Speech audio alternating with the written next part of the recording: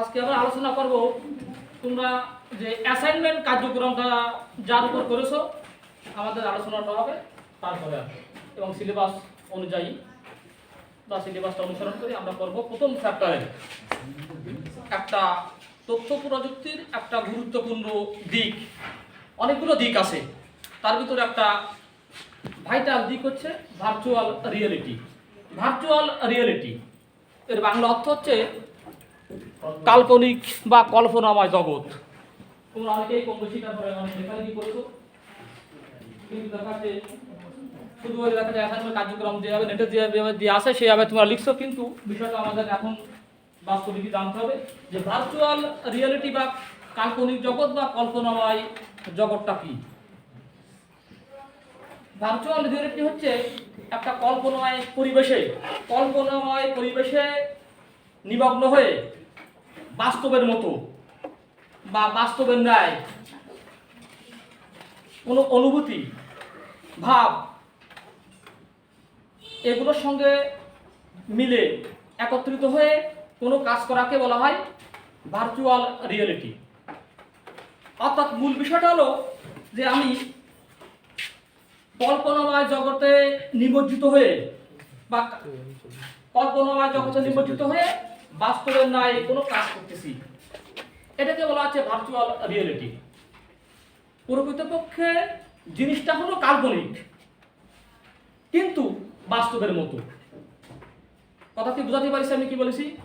Virtual reality সিস্টেমটা হচ্ছে বাস্তব জগতের মতো সব কিছু অনুভব করা, কিন্তু বিষয়টা হলো কাল্পনিক, অর্থাৎ বাস্তব না।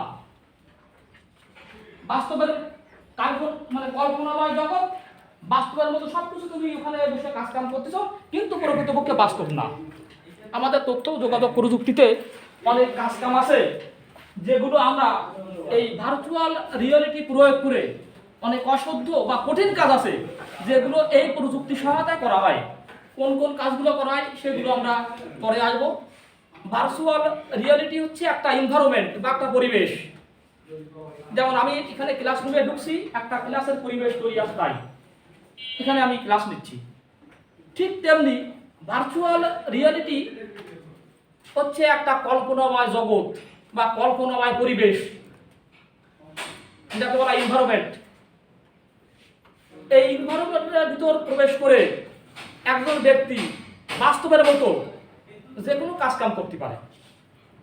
অ্যাকচুয়ালি সেই কাজকামগুলো কেন করা প্রয়োজন?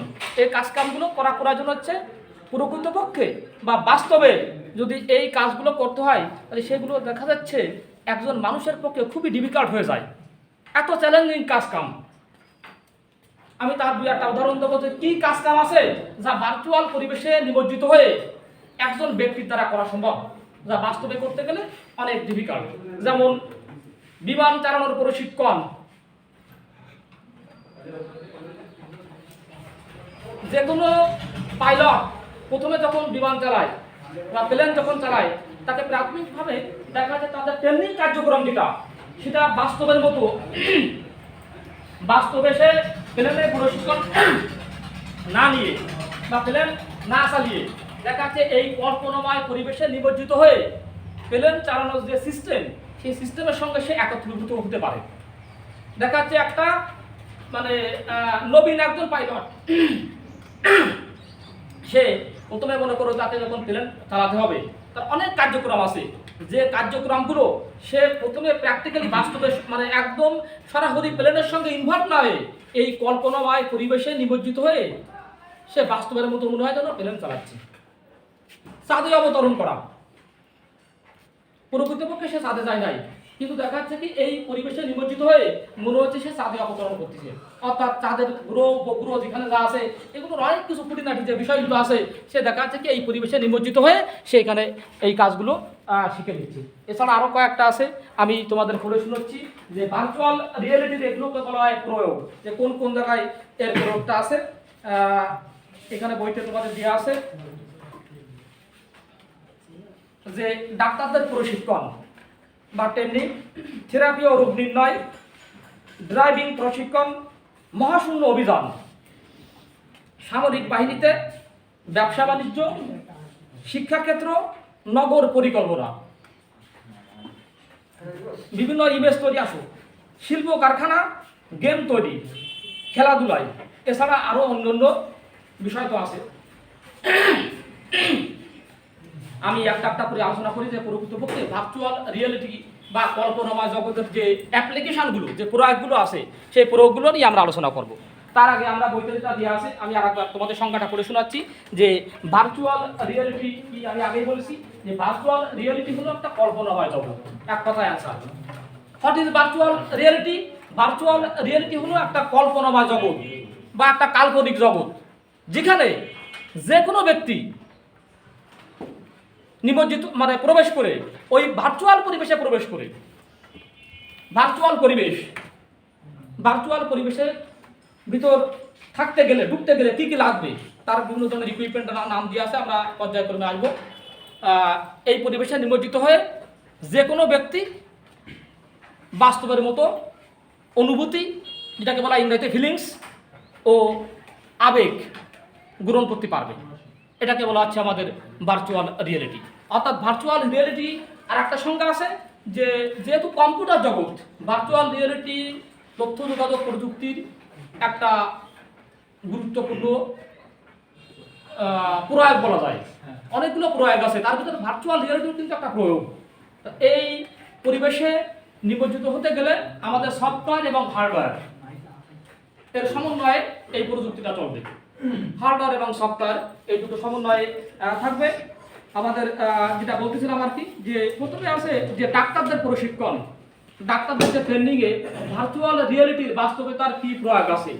একজন শল্য চিকিৎসক, মানে নবীন চিকিৎসক বা শল্য চিকিৎসক বলা হয়, বইতে শল্য কথাটাই উল্লেখ আছে, তোমরা দেখবা। সে যখন কোনো সার্জারি করে, দেখাচ্ছে এমবিবিএস কমপ্লিট করার পর তার যখন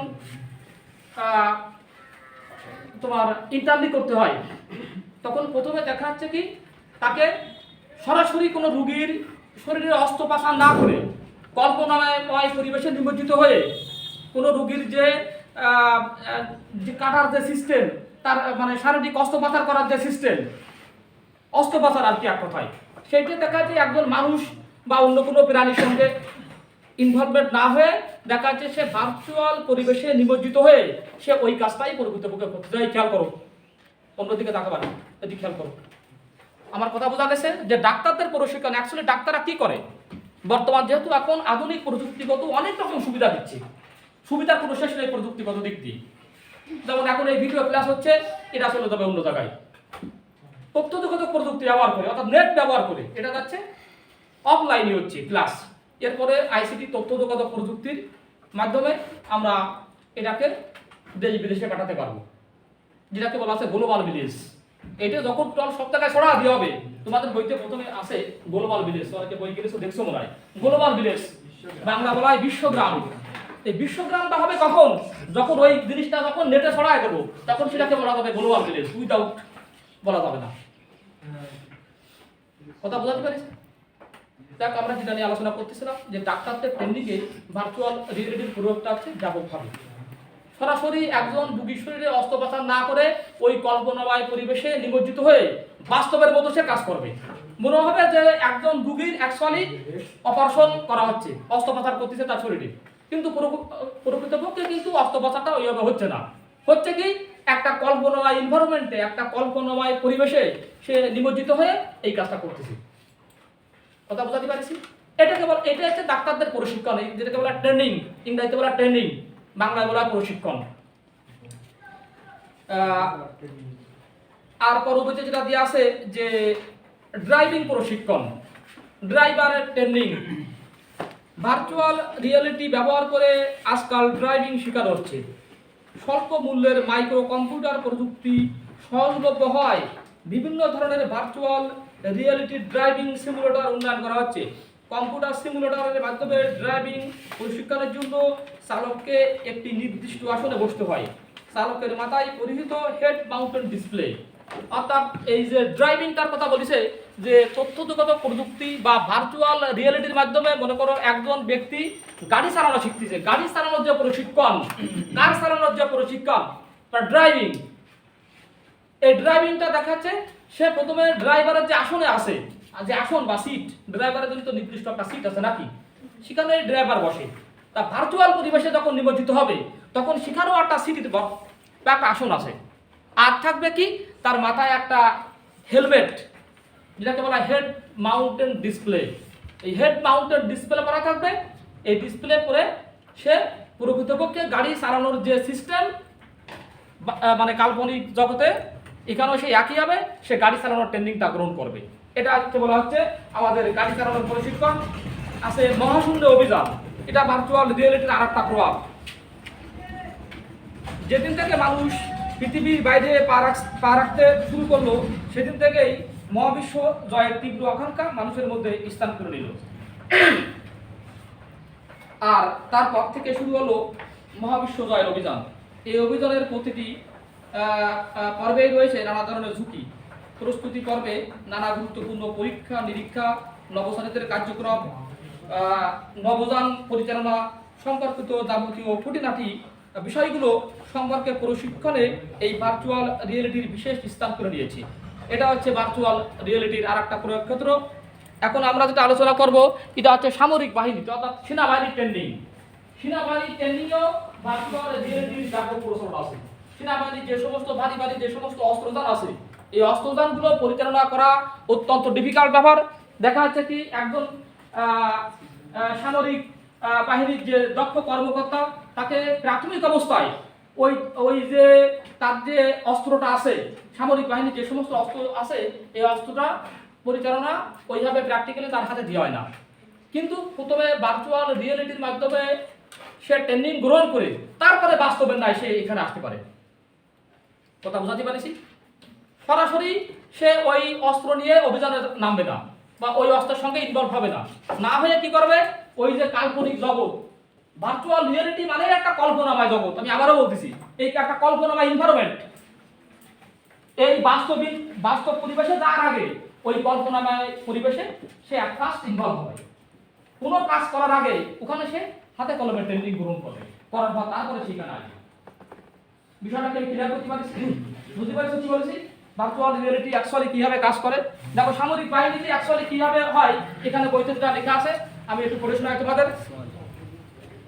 সামরিক বাহিনীতে অনেক বছর ধরে মিলিটারি প্রশিক্ষণ ফ্লাইট সিমুলেটর ব্যবহৃত হয়ে আসছে, মানে ভার্চুয়াল রিয়েলিটি। ঠিক আছে, ভার্চুয়াল রিয়েলিটি ব্যবহার করে পরিচালিত ফ্লাইট সিমুলেটরের আরও উন্নতি সাধন করা সম্ভব।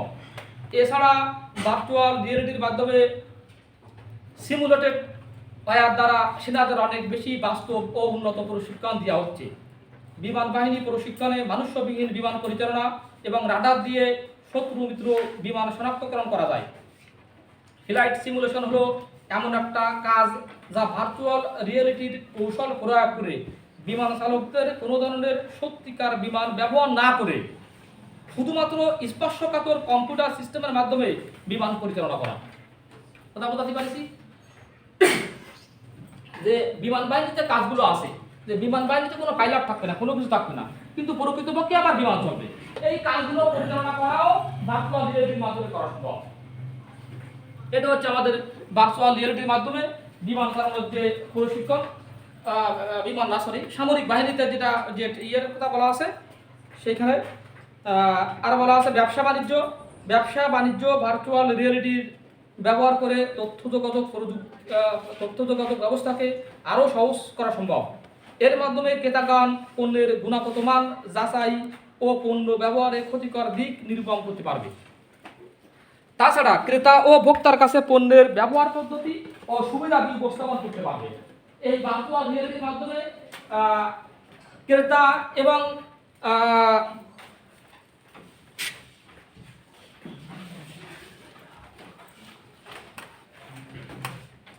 ক্রেতা ও ভোক্তা দুইজন পরস্পরের তথ্য আদান প্রদান করতে পারবে এই ভার্চুয়াল রিয়েলিটির প্রয়োগ করে। এইগুলো হচ্ছে আমাদের ভার্চুয়াল রিয়েলিটির প্রয়োগ আমরা নিয়ে আলোচনা করলাম এবং ভার্চুয়াল রিয়েলিটি কি সেটা জানলাম। এখন আমরা পড়ব যে ভার্চুয়াল রিয়েলিটি তৈরি হোক, মানে যে আমি যে বলেছি যে এনভায়রনমেন্টের কথা, যে ভার্চুয়াল পরিবেশ, যে ট্রেনিং, যে সামরিক বাহিনীর যে ট্রেনিং বা বিমান বাহিনীর বিমান প্রশিক্ষণ, ডাক্তারদের প্রশিক্ষণ, এই যে কাজগুলো অ্যাকচুয়ালি যে করবে যে পরিবেশে বসে, অর্থাৎ যে পরিবেশের সাথে ইনভলভমেন্ট হয়ে ভার্চুয়াল রিয়েলিটির এই প্রয়োগটা হবে, সেই পরিবেশে প্রবেশ করতে গেলে আমাদের কি কি জিনিস লাগবে? যে ভার্চুয়াল রিয়েলিটির উপাদান সমূহ তোমরা লিখে নাও। ভার্চুয়াল রিয়েলিটির উপাদান সমূহের নাম: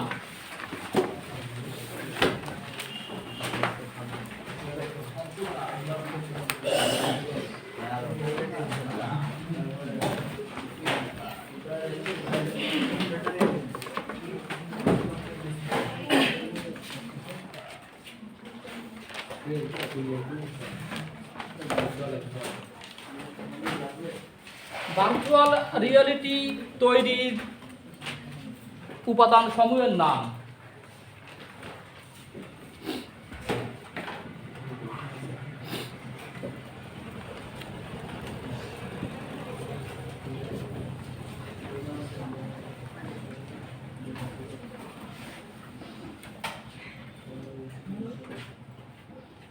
প্রথমে 1 নম্বর লেখো head mounted display.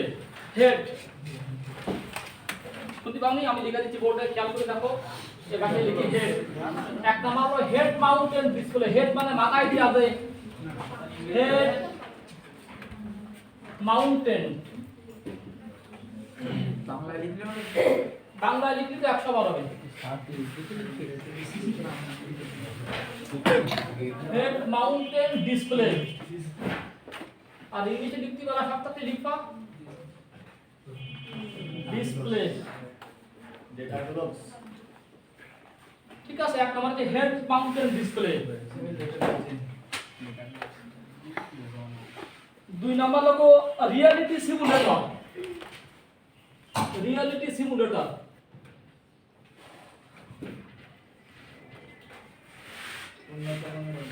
Reality simulator.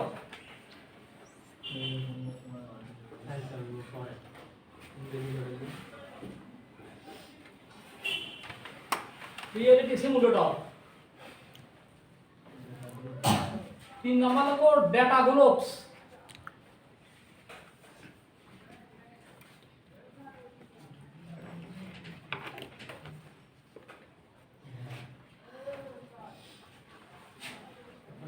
তার নাম্বার হলো বডি স্যুট।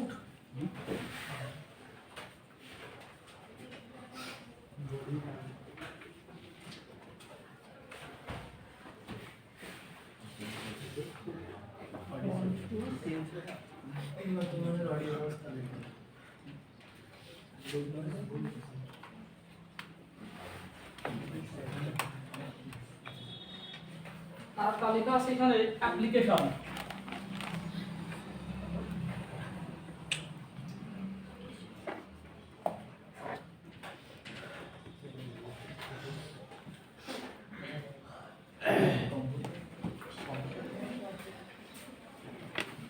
লাস্টে লেখো জিওমেট্রি।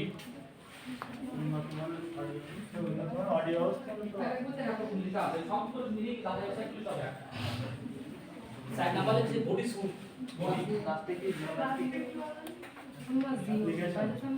সাইড নাম্বার হচ্ছে বডি স্যুট, 5 নাম্বার হচ্ছে অ্যাপ্লিকেশন, লাস্টে হলো জিওমেট্রি। জিওমেট্রি জিওমেট্রি জিও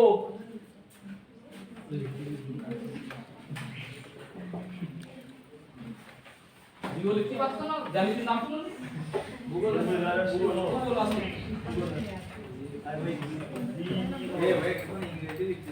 বাংলায় লেখো, ইংরেজি না, বাংলায় লেখো জিওমেট্রি।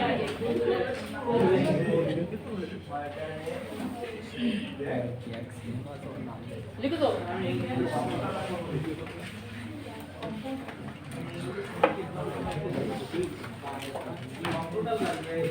আচ্ছা, তাহলে আমরা এইগুলো নিয়ে আজকে আলোচনা করি, ঠিক আছে?